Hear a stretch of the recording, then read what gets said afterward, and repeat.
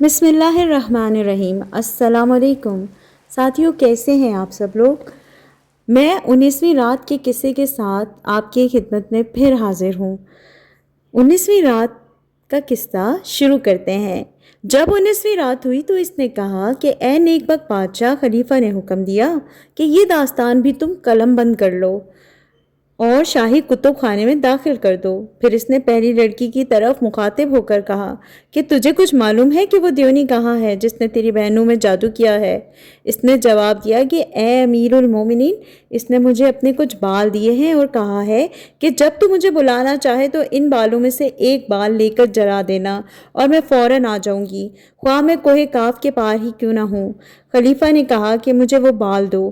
لڑکی نے اسے بال دیے اور خلیفہ نے لے کر انہیں جلایا۔ جب اس کی بو پھیلی تو محل ہلنے لگا اور بجلی کی کڑک اور لوہوں کے ٹکرانے کی سی آواز سنائی دی اور دیونی آ پہنچی۔ چونکہ وہ اسلام لا چکی تھی، اس نے کہا کہ السلام علیکم خدا کے جانشین۔ اس نے کہا وعلیکم السلام ورحمۃ اللہ وبرکاتہ۔ دیونی نے کہا کہ تجھے معلوم ہونا چاہیے کہ اس لڑکی نے میرے ساتھ ایسی بھلائی کی ہے جس کا بدلہ دینے سے میں قاصر ہوں، کیونکہ اس نے مجھے موت کے پنجے سے چھڑایا ہے اور میرے دشمن کو مار ڈالا ہے، اور جو کچھ اس کی بہنوں نے اس کے ساتھ کیا وہ میرا چشمدید واقعہ ہے۔ اس لیے میری رائے ہوئی کہ میں ان سے بدلہ لوں، اور میں نے جادو سے انہیں کتیاں بنا دیا۔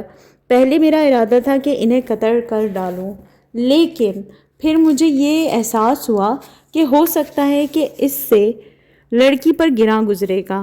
اب اے امیر المومنین، اگر تو چاہے تو میں تیری اور اس لڑکی کی خاطر ان کو چھٹکارا دے دوں گی، کیونکہ میں مسلمان ہوں۔ خلیفہ نے کہا کہ ہاں، ان کو اچھا کر دو، اور اس کے بعد ہم کوڑے کے نشان والی لڑکی کے ماجرے کی تحقیقات کریں گے۔ اگر مجھے معلوم ہو گیا کہ وہ سچ کہتی ہے تو میں اس کے ظالم سے اس کا بدلہ لوں گا۔ دیونی نے کہا کہ اے امیر المومنین، دیکھ، میں ان کو ابھی اچھا کرتی ہوں اور تجھے اس شخص کا بھی پتہ بتاتی ہوں جس نے لڑکی کے ساتھ یہ حرکت کی ہے اور اس پر ظلم کیا ہے اور اس کا مال چھین لیا ہے، اور وہ تیرا قریب ترین رشتہ دار ہے۔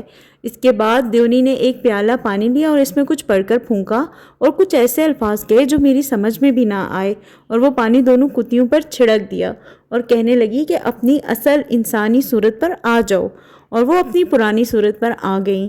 پھر دیونی نے کہا کہ اے امیر المومنین، جس نے اس لڑکی کو مارا ہے وہ تیرا بیٹا امین ماموں کا بھائی ہے۔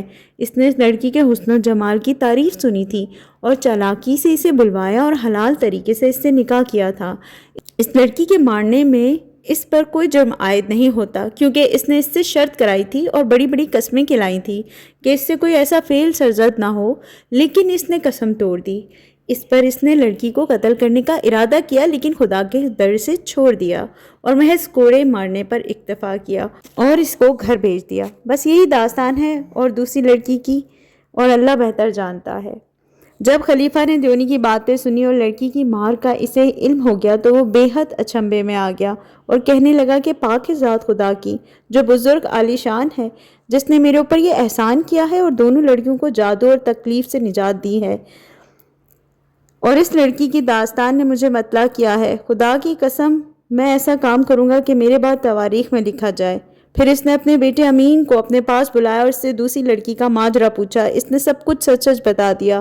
اب خلیفہ نے قاضیوں اور گواہوں کو طلب کیا اور تینوں قلندروں کو اور پہلی لڑکی کی اور اس کی دونوں بہنوں کو جو جادو کی ماری تھیں بلوایا، اور تینوں لڑکیوں کا نکاح تینوں قلندروں سے کرا دیا جو اپنے کول کے بموجب بادشاہ تھے، اور ان کو حاجیوں کا عہدہ عطا کیا اور ان کے لیے ساری ضروریات مہیا کر دیں اور ان کا مشاہرہ مقرر کر دیا، اور بغداد کا محل ان کو رہنے کے لیے دیا، اور مار کے نشان والی لڑکی اپنے بیٹے امین کو واپس کر دی اور اس کے عہد نامے کی تجدید کی، اور اس لڑکی کو بہت سا مال عطا کیا اور حکم دیا کہ وہ بہترین سے بہترین مکان بنوائے، اور خود خلیفہ نے سودا لانے والی لڑکی سے شادی کر لی اور اس رات وہ اس کے ساتھ رہا، اور دوسرے دن اس کے لیے ایک علیحدہ محل مخصوص کر دیا اور خدمت کے واسطے اسے لونڈیاں دیں اور اس کا روزینہ مقرر کر دیا۔ اپنے قریب اس کا مکان بنوایا۔ لوگوں کو خلیفہ کی اس سخاوت اور اعلیٰ ہمتی اور دانش مندی پر سخت تعجب ہوا۔ اب خلیفہ نے حکم دیا کہ ان سب کی کہانیاں قلم بند کر لی جائیں۔ دنیا زاد نے اپنی بہن شہرزاد سے کہا کہ بہن واللہ یہ قصہ نہایت پیارا اور لطیف ہے اور ایسا کبھی سننے میں نہیں آیا، لیکن اب کوئی اور کہانی سنا جس سے آج رات کی بیداری کٹے۔ اس نے کہا کہ بصر و چشم، بشرطیہ کہ بادشاہ سلامت اجازت دیں۔ بادشاہ نے کہا کہ کہانی کہہ دو اور جلدی کہو۔ پیارے دوستو، یہاں پر 19ویں رات کا قصہ ختم ہوا، لیکن 19ویں ہی رات میں بادشاہ سلامت تو دوسری کہانی سننے کے لیے بھی تیار بیٹھے ہیں، تو میں بھی آپ کو یہ کہانی سناؤں گی اگلی قسط میں انشاءاللہ۔ تب تک کے لیے اجازت دیجیے عصمت تیمور کو۔ السلام علیکم۔